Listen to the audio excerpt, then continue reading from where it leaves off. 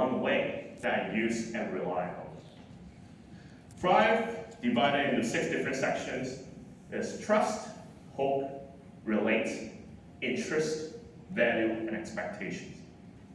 When you do this checklist of these 6 elements, you're able to communicate pretty effectively. Let's break it down. First of all, trust. Now, everyone come over here for a reason.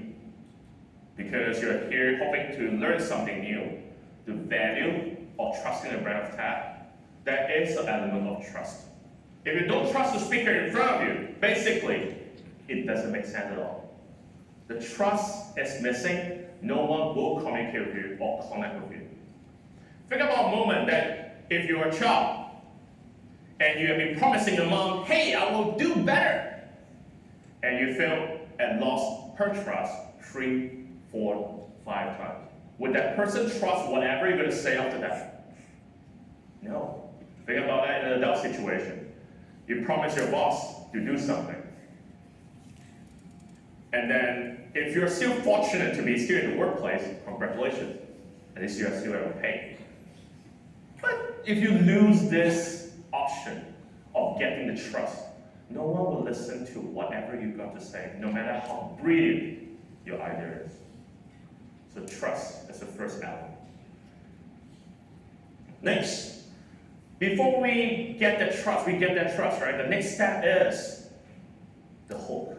Calling for attention. People looking at us, just like the spotlight, is very blinding over here. But the spotlight, have you get their attention on you? That's the question. How? How do you get the hope? Attention-wise can be done in many different ways, such as our TEDx speakers today, or even TEDx speakers around the world. They use different props, visuals, auditorial, or dynamics. Because there are different types of audience, we have to match their needs as well to hook them up to, hey, this is something valuable, I want you to listen carefully. If you don't have the hook, the attention will be lost, people will be playing with their phones, or finding something more important. After we got that attention, the next thing is about relations. Still remember your handshake? Do you still remember how firm their handshake is? No, you can't. Maybe because that's one of the things that we overlooked earlier. When we shake our handshakes, but can you remember the smiles that people leave for you? We have to find the relations of everything that we say. If we don't relate with your audience with examples and daily encounters that they see, they will start to disconnect with you and start to detach from you. And that's not how message and communication works, because there is disconnection there. One of the most common elements of relate that we see is generation gaps, where we talk with different people and suddenly it just falls apart because they don't understand what you said. Examples are required. It's just about whether the examples mean to them. And we have, of course, interest. In an 18-minute talk, or even like a lengthy workshop, you have to sustain the interest. That's why I'm putting all my efforts on my dynamics and my vocal projections, just to get your attention. I have to keep you motivated as well, even showing off my thin self. If you still remember my round. So that is actually the interest where we're keeping everyone onto you. That interest is not just the hook itself, the attention, but it's still maintaining the interest of your audience. Any talks that do that will keep on allowing them to learn with you.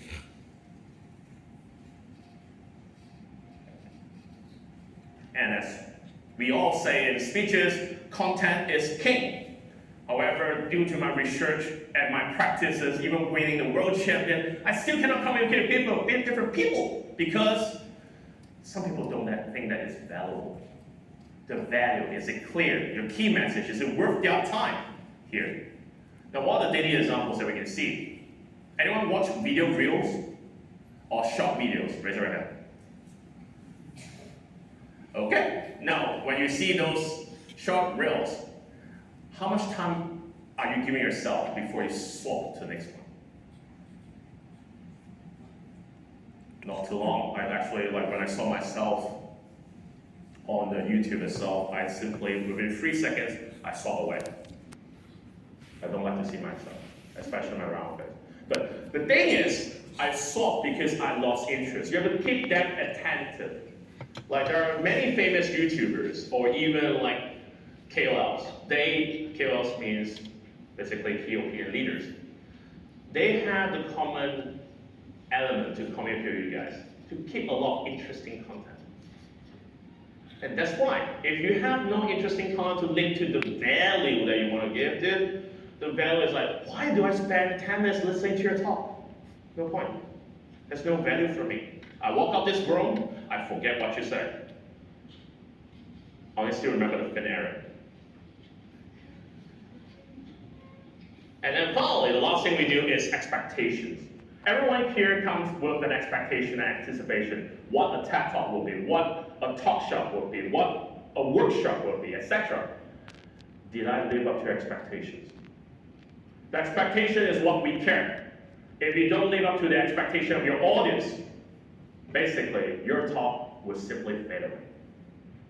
I remember there was one time I was doing a workshop. The audience were like, I come over here to practice advanced training skills. But this training program is actually just for beginners.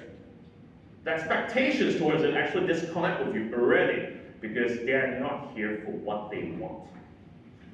Communication-wise, have you thought about whether you actually meet the expectations as well? These are for people who don't know you.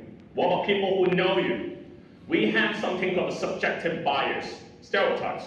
And those elements in play, we have something called this element, shift. Pictures-wise, you can see two different pictures. You can see the young and the old. This is a very typical experiment to see different directions, angles. And when we see that, we have to shift and shape how they view you. People who don't like me, can I shift the focus to solving the problem or focusing on the current situation? The people who are really good at shape and shift is actually the magicians. They are magic tricks. You have an expectation that this magician actually does really well for that. But then, if he fails, expectation falls, you leave the room. But what if he turns out something different above your expectations? Or even like, this is the best magic trick I've ever seen. That shift and shape allows you to build your brand and people start trusting you. So now, we talk about communication as an essence, the Thrive. Now the future of Thrive actually is the future of communication. Now why do I say so? First of all, I would like to introduce this little robot over here. You cannot see him because he's very shiny.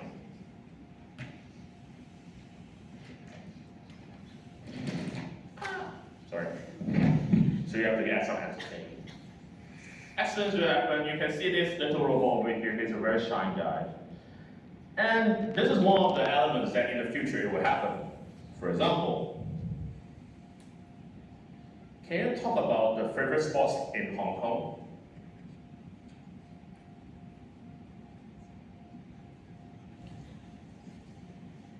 Can you talk about the favorite spots in Hong Kong? Are you sleeping? Now, currently, technology still faces challenges.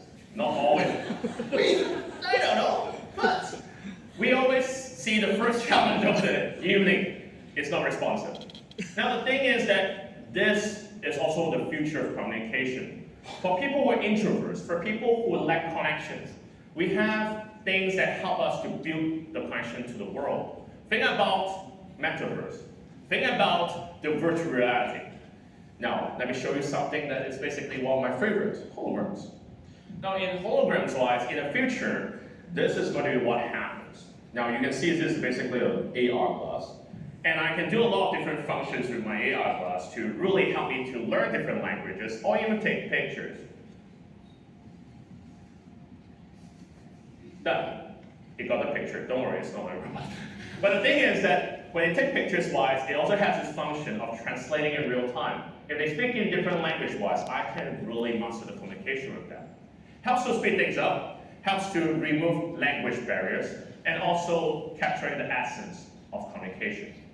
Aaron Leung is also one of the things that's going to happen in the future, but in the next 50 years, it's not going to be as bulky as this. Reminding people how I look. Do you want to look like a nerd?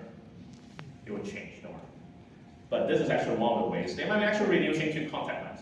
Now, in also the next 50 to 100 years, there's also some other additional changes. For example, for people who want to express their words and ideas, am I being very clear? Now, when I say relate to the words that we have, this is obviously related to the hook and interest. Now, it keeps things interesting and also letting us have the value because it saves your convenient time. Help you translate as accurate as possible. Express the thought that you want to say in 100% accuracy.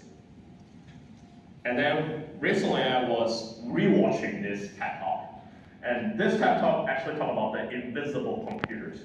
Now this is really inspirational to me because convenience is also one of the core things that they do. And when you actually time it, it actually has a lot of different elements to do everything you want and still maintain a communication with your boss, PowerPoint slides, etc. And also in the future-wise, animals will be also one of the things that we communicate and help us in furthering communications.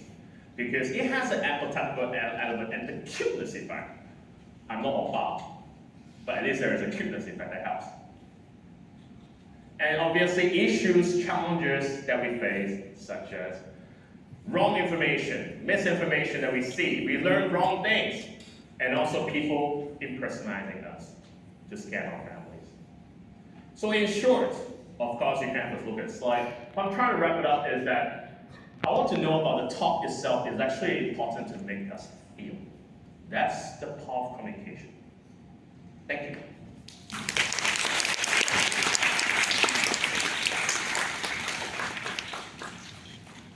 The people in front of knowing why is nervous, right? Because it's exactly 18